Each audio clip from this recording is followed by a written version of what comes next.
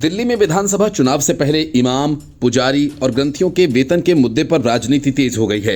एक तरफ जहां आम आदमी पार्टी ने पुजारियों और ग्रंथियों को चौथी बार सरकार बनने पर हर महीने 18,000 रुपए सम्मान राशि देने का वादा किया, तो दूसरी तरफ जिन इमामों को केजरीवाल पिछले कई सालों से वेतन दे रहे हैं, वे अपना बकाया वेतन पाने के लिए उनके घर के चक्कर काट रहे हैं।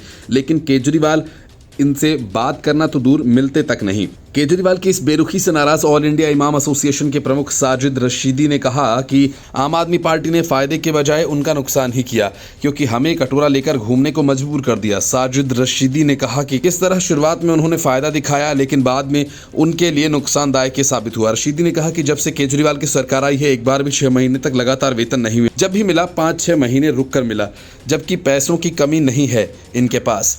रशीदी ने कहा कि मुसलमानों और पादरियों को छूने से केजरीवाल बच रहे हैं, क्योंकि उनकी राजनीति कमजोर होगी। 3 दिन केजरीवाल से मुलाकात का प्रयास कर चुके रशीदी ने कहा कि ईसाइयों को न देकर और हमसे न मिलकर ये वो दिखाना चाहते हैं कि देखो मुसलमानों को हम इस हद तक ले जा सकते हैं, उनके इमामों को घर पर खड़ा रखकर जलील कर सकते हैं। वो ये दिखाना चाहते हैं, बताना चाहते हैं। रशीदी का आरोप है कि दिल्ली के सभी इमामों को वेतन देने का ऐलान करने के बहाने वक्फ बोर्ड के स्थायी इमामों के साथ ठगी की गई।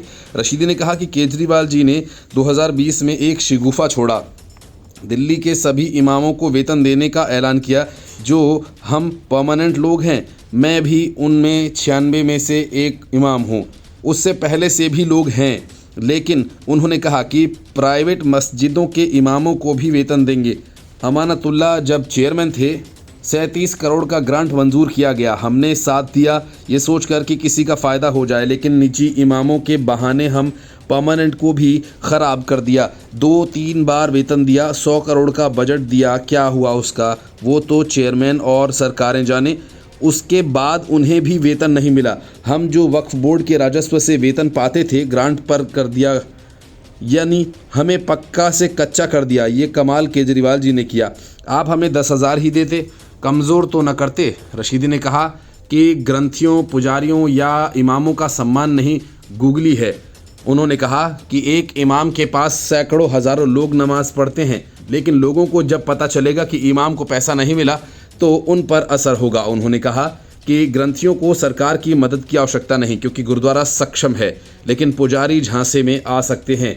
पुजारियों को पैसे का वादा करके शिगुफा छोड़ा गया ताकि उनके अनुयायी प्रभावित हों।